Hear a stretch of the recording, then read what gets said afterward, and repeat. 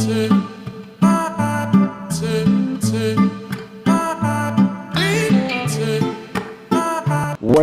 silang alam, yan ang isa sa mga tugon ni Vice President Sara Duterte.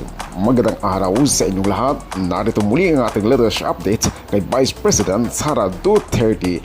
Ang ilan sa mga pahayag sa ngayon ng Vice President na si Sara Duterte about sa kanyang buhay. Panoorin po natin ang full video. Ako naman si Kudander TV.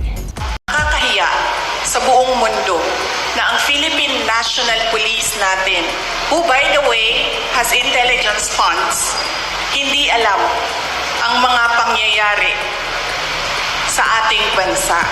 Nakakahiya na meron tayong police na hindi nila alam ang threats sa Vice President.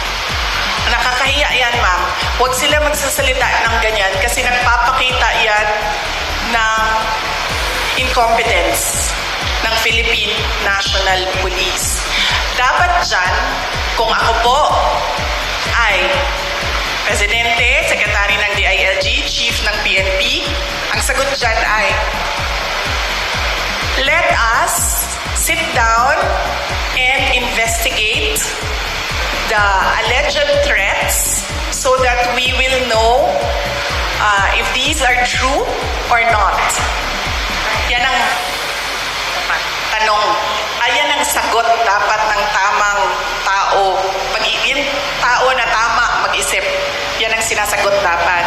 Hindi yung sinasabing wala kaming alam ng mga threats. Nakakahiya na ang pulis, ganyan.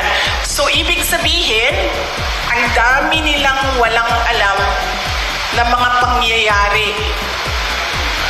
So, kaya pala, nagkanya-kanya na ang mga kriminal dahil walang alam ang kapulisan.